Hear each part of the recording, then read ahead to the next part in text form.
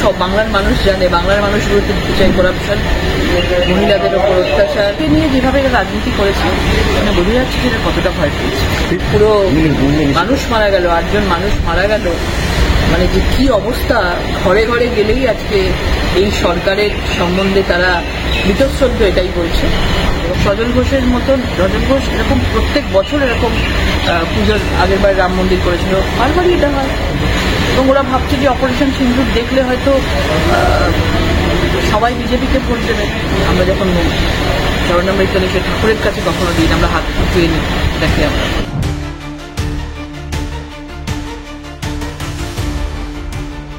আচ্ছা, এই মুহূর্তে আমরা দেখতে পাচ্ছি যে মানে আপনাদের ইলেকশন যিনি অবজারভার তারা কলকাতায় এসে পৌঁছালেন। আজকে সাংগঠনিক বৈঠক মানে কি হতে চলেছে?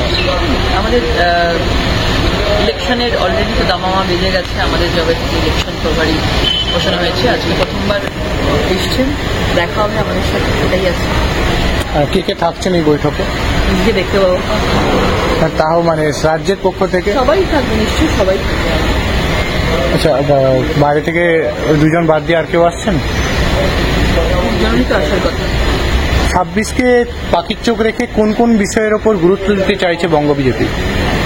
সেটা সব বাংলার মানুষ জানে, বাংলার মানুষ বিরুদ্ধে দিতে চাই করাপশন, মহিলাদের ওপর অত্যাচার, যেভাবে একদিনের বৃষ্টিতে পুরো কলকাতা মানে পুরো মানুষ মারা গেল, 8 জন মানুষ মারা গেল, মানে যে কি অবস্থা। ঘরে ঘরে গেলেই আজকে এই সরকারের সম্বন্ধে তারা বীতশ্রদ্ধ এটাই বলছে। এবং মানুষকে সঙ্গে নিয়ে আমরা লড়বো। একটা শেষ প্রশ্ন দিদি। হ্যাঁ, পুজোতেও দেখা গেল রাজনীতি বিতর্ক ছাড়লো, এখানে সজল ঘোষের পুজোকে কেন্দ্র করে বারংবার পুলিশি নোটিশ দেখা গেল, প্রশাসনকে দেখা গেল অ্যাক্টিভ হতে।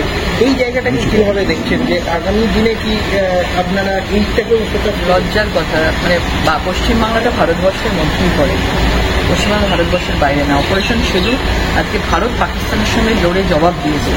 সেখানে একজন এখানে অপারেশন সিঁদুরের একটা এত সুন্দর করেছে, মানুষ আসছে।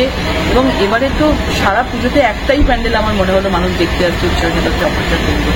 এবং ওরা ভাবছে যে অপারেশন সিঁদুর দেখলে হয়তো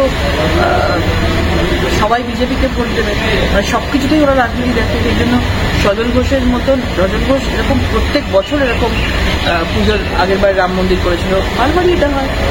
পুজোকে নিয়ে যেভাবে রাজনীতি করেছে মানে বোঝা যাচ্ছে যে কতটা ভয় পেয়েছে। দিদি, আমার একটা শেষ প্রশ্ন। কালীঘাট মন্দির আমরা দেখলাম যে মমতা বন্দ্যোপাধ্যায় নবমীর দিনে কালীঘাট মন্দিরে পৌঁছালেন এবং সেখানে চরণামৃত নিয়ে নাকি তিনি ছুঁড়েছেন, এমনটা বিতর্ক উঠে এসে সমাজ মাধ্যমে। আমরা দেখলাম, আমরা ভিডিওতেও এটা দেখেছি।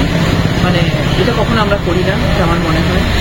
এবং আমরা যখন চরণামৃত লিখে ঠাকুরের কাছে কখনো দিন আমরা হাত উঠিয়ে নিই, দেখি আমরা। এর পিছনে কারণ সেটাই বোঝা যায় যে ধর্মের প্রতি তার কতটা কি শ্রদ্ধা আছে, সেটা বোঝাই যাচ্ছে। আরো ভালো ভালো খবর দেখতে সাবস্ক্রাইব করুন বাংলা হান্টের ইউটিউব চ্যানেল। বাংলা হান্টের আরো খবর দেখতে নজর রাখুন। বাংলা খবর মানেই বাংলা হান্ট।